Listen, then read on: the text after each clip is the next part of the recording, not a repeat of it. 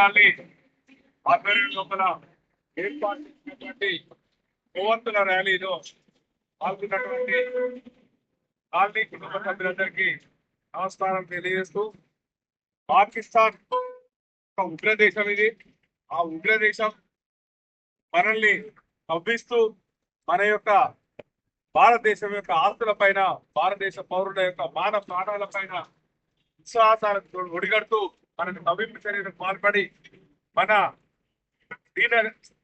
కాశ్మీర్లో వెళ్ళినటువంటి మన పర్యాటకుల మీద వారిని ప్రశ్నించి వారి కులాన్ని, మతాన్ని, వారి పేరును తెలియజేసుకొని అక్కడ ఉన్నటువంటి మహిళల ముందట వారి యొక్క కొడుకులను కావచ్చు, వారి తండ్రులను కావచ్చు, వాళ్ళ బిడ్డలను కావచ్చు కాల్చి తప్పినటువంటి ఉగ్రవాదులకు వత్తాసు పలుకుతున్నటువంటి పాకిస్తాన్, దానికి ప్రతీకార చర్యగా మన భారత ప్రభుత్వం కూడా వారి పైన దాడులు చేసి వారి యొక్క ఉగ్ర స్థావరాలను ధ్వంసం చేయడం జరిగింది. కానీ పాకిస్తాన్ పాకిస్తాన్ ఏదైతే ఉందో ఆ పాకిస్తాన్ మన అమర జవాన్ మీద దాడి, అంటే ఒక రకమైన దొంగచాటు దాడి చేసి తనని బలిగొనడం జరిగింది.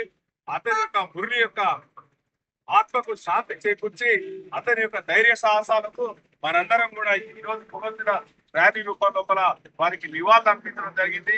తను చిన్న వయసులోనే దేశం కోసం నేను పనిచేయాలి, దేశం కోసం నా ప్రాణ త్యాగానికైనా సిద్ధమే అని చెప్పి తల్లిదండ్రులను ఒప్పించి ఈ రోజు మన భారత్ లోకి పాకిస్తాన్ ఉగ్రవాదులు, పాకిస్తాన్ సైనికులు రాకుండా ఎదురొడ్డి తన యొక్క ప్రాణాలను కోల్పోవడం జరిగింది. తనకు, తన కుటుంబ సభ్యులకు కూడా మన కాలనీ తరఫున ప్రగాఢ సానుభూతిని, సంతాపాన్ని తెలియజేస్తున్నాను. నమస్కారం.